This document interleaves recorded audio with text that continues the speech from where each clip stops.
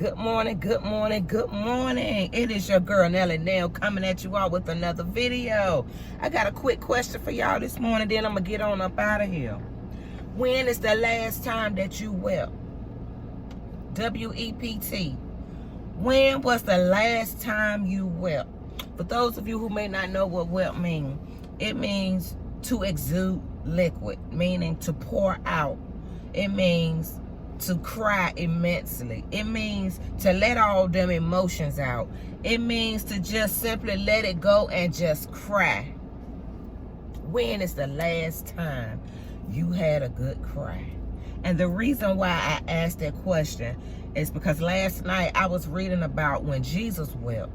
Now, if Jesus got all power and never done nothing wrong, seated on the right hand of God, I could go on and on and on and on and on to describe Jesus. If he took the time out of his power to cry for his friend Lazarus, when is the last time you just sat down and just had a good cry? It hurt Jesus to see that his friend had died. Lazarus was Jesus' friend. Jesus had friends. But it bereaved him. It grieved him. It made him feel some kind of way when he seen that his friend had died. He didn't stand there and try to be all macho. Now remember, we're talking about Jesus. Jesus didn't have to cry, but it hurt him. So that lets us know that everybody on the face of this earth has feelings. Everybody on the face of this earth can be emotional. You men out there, when's the last time you cried? Or are you going off of the fact that society makes you feel weak, makes you feel like less of a man? Oh, shut up all that crying. You a man. A man ain't supposed to cry. Who did this to our men? And then we wonder why our men are just so unemotionally connected, some of them. Some of the men out here really don't have those feelings that God has placed inside of you. Crying is not a gender thing. It's not that only women supposed to cry, or men that's soft supposed to cry. Baby, you cried as a baby. A few minutes old, a few seconds old, and you was crying. And see how society takes everything and just switches it around and flips it around. You can cry, man. But women, y'all gotta make it a safe place for y'all men to cry in.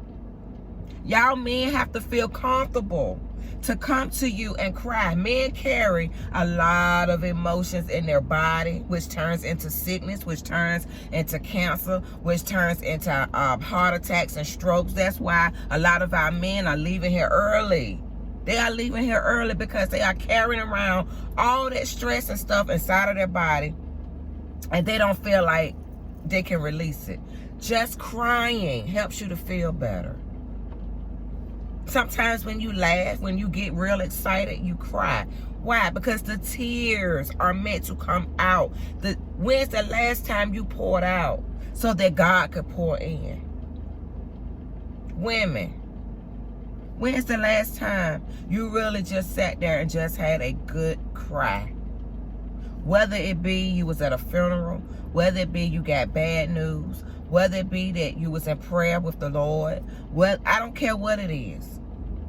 Even in the midst of your pain, even in the midst of turmoil, even in the midst of everything in your life going wrong, those tears that you shed mean something. And let me tell you this, your tears mean so much that God has promised us that he is going to catch all of our tears that we cry and put them in a vial or a bottle and save them. And I always imagine, when Jesus see us, is he going to hand us this bottle and say, look, this is how much I cared for you, that I caught every last one of your tears and placed them in a bottle? Wouldn't it be just amazing if God actually gave you a number with that bottle? Like if Jesus said, Chanel, here goes your bottle. I loved you so much. Here is your bottle of tears, and you shed 63,453 tears your whole lifetime. Wouldn't that be amazing? You gotta cry sometime, people. Crying is good for the soul. I know we've heard that all our lives. That really is true. Crying releases the stress, the diseases. It starts something in your body. It relieves your anxiety. Really, crying helps you to feel better. You could be going through the worst situation ever. You gonna cry and get that cry out, and then you get the strength to get up and go do whatever it is that you need to go do. You get up and you begin to get on with life. It might knock you back down a few more days and you might cry again, but every single time you cry, whether it be you in court, whether it be you in the hospital, whether it be you getting a divorce, every single time you weep, it means that you are getting stronger. It means, and it don't look like it, do. It seems like you crying, oh, you a crybaby, you a crybaby. That is not true, people. That is not true. Every single time you cry, that is God strengthening you. The supernatural powers of God is strengthening you every single time you cry. That goes for men and it goes for women. Jesus don't have no gender role. Jesus don't care who you are. When you cry, his Holy Spirit comforts you. It may not feel like it, but y'all know I'm telling the truth. After you done had that good cry, ooh, and you wipe them tears, it's like you become a superhero. You like, yeah, I'm ready to go face the day. I'm ready to go back to work. I'm ready to face this sickness. That ain't us. That's the supernatural power of the Lord. Remember when Jesus was in the Garden of Gethsemane, when he was on his way to the cross? He cried so hard that his tears actually turned into blood.